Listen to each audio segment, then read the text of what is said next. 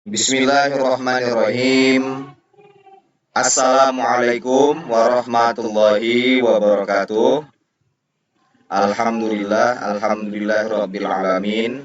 Wassalatu wassalamu ala asyrafil anbiya'i wal mursalin wa ala alihi washabihi ajma'in amma ba'd.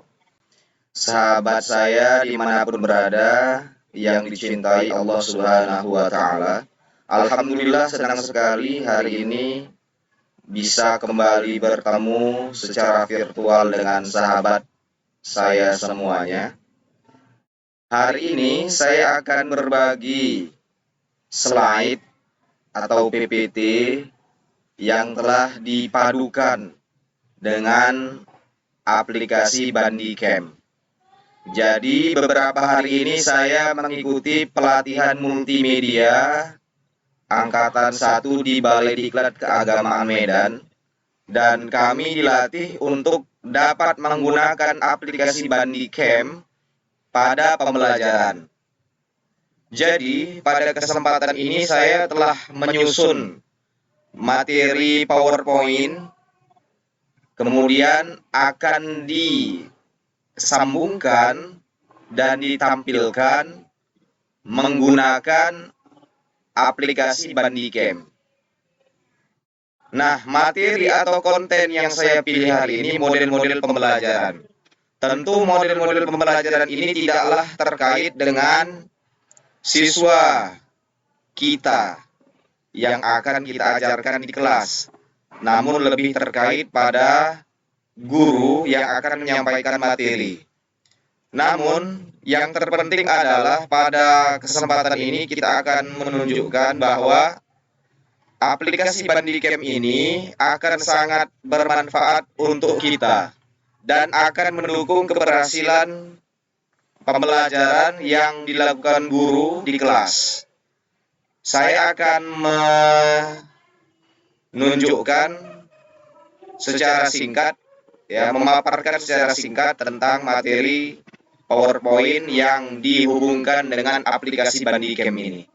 Jadi pada PowerPoint yang pertama, seperti PPT pada umumnya, saya menerapkan cover yang menunjukkan nama, identitas, dan judul dari PowerPoint kita Nama Eko Haris Alamsyah dan judul model-model pembelajaran.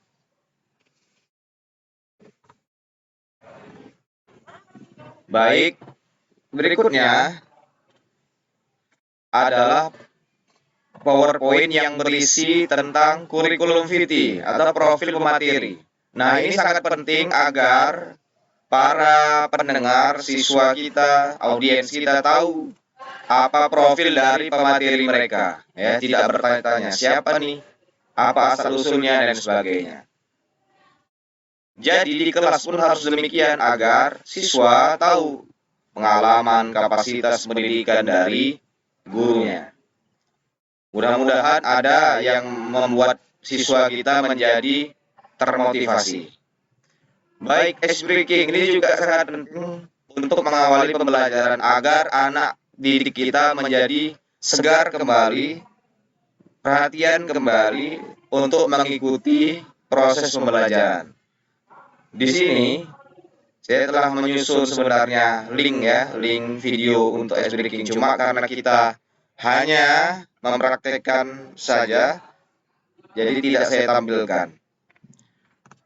Berikutnya adalah komitmen yang disepakati oleh guru atau pemateri bersama siswa atau audiens. Misalnya, mau mendengarkan pemateri, aktif, disiplin, dan sebagainya. Kesepakatan bersama, komitmen, supaya proses pembelajaran bisa berhasil, berjalan dengan baik.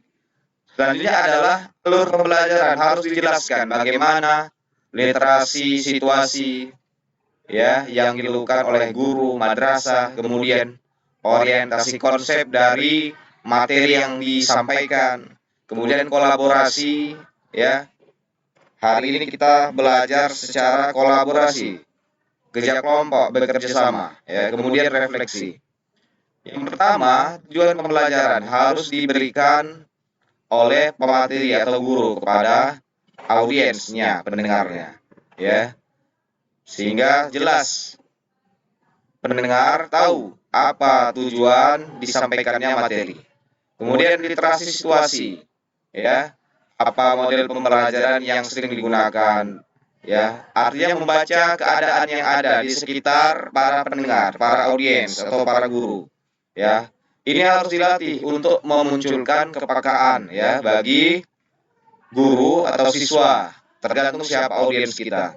Kemudian orientasi konsep, ya, mematangkan konsep awal sehingga tidak rancu, tidak bingung para pendengar, para audiens terhadap materi yang akan disampaikan, didudukkan dulu pemahamannya. Misalnya tentang model pembelajaran, tentu harus tahu dulu model pembelajaran itu apa, ya, fungsinya apa, tujuannya apa. Nah, ini harus dipahamkan kepada para audiens, guru, murid, dan sebagainya, siapapun yang menjadi pendengar kita. Kemudian, dalam hal ini saya karena memilih judul tentang model pembelajaran yang terkait dengan literasi sosial budaya, maka kemudian akan ditampilkan materi tips dalam memilih model pembelajaran literasi sosial budaya. Ya, yang pertama tingkat kemahiran yang harus diketahui, kepekaan guru juga dilatih di sini. Kemudian kompetensi guru, bagaimana ia bisa menerapkan model pembelajaran, alat pembelajaran, metode, tahapan, tujuan, dan sebagainya. Kemudian sesuaikan tujuan, ya. Tahu guru tersebut tujuan dari pembelajaran, ya, tentunya untuk meningkatkan kognitif. Kemudian model-model pembelajaran, ada LOKR, ada mikir, cooperative learning, active learning, dan model-model lainnya. Ini mungkin bisa dibahas secara khusus ataupun teman-teman bisa melihat di buku, internet, ya, dan jurnal misalnya untuk lebih mendalami model-model pembelajaran ini. Kemudian selanjutnya adalah kolaborasi, ya. Dalam pembelajaran di era modern saat ini tidak lagi terpusat pada guru atau pemateri, tapi kemudian dapat harus terfokus pada siswa dengan memberikan kesempatan mereka berdiskusi, berkolaborasi, kerja kelompok. Ya, jadi di sini saya memberikan ataupun menerapkan kolaborasi dengan membagi siswa ataupun guru tergantung siapa audiensnya ke dalam beberapa kelompok yang terdiri dari berbagai kemahiran atau keahlian atau tingkat kompetensinya, latar belakangnya. Nah, kemudian di akhir refleksi. Misalnya refleksi ini bisa menjadi juga bahan evaluasi tentang apa yang peserta didik ataupun audiens dapatkan dari materi yang sudah disampaikan, yang baru mereka dengar. Apakah sudah mereka kuasai, kemudian apa yang dapat mereka lakukan untuk memperkuat pengetahuan yang sudah ada tadi. Kemudian kita juga bisa memberikan pertanyaan-pertanyaan yang dapat menguji pemahaman mereka terkait dengan materi. Misalnya apa itu model-model pembelajaran atau apa saja yang menjadi atau apa saja yang termasuk dalam model-model pembelajaran. Ini, ya, dapat menjadi perhatian kita untuk menyusun refleksi yang kemudian menjadi juga evaluasi. Nah, saya pikir ini terakhir. Terima kasih. Inilah pemaparan saya terkait dengan praktek menggunakan aplikasi Bandicam untuk pembelajaran. Jadi aplikasi ini memang sangat bermanfaat sekali untuk menunjang keberhasilan dalam proses pembelajaran kita, ya. Seorang guru di era digital ini juga sangat penting untuk update, ya, menggunakan aplikasi terbarukan agar anak didik juga semakin giat, semakin semangat, ya, semakin termotivasi untuk belajar. Saya pikir demikian. Mohon maaf apabila banyak kekurangan dalam pemaparan ini, dalam membawakan video ini, karena memang masih belajar, ya, sehingga kita berharap ke depan terus bisa diperbaiki lagi. Terima kasih. Assalamualaikum warahmatullahi wabarakatuh.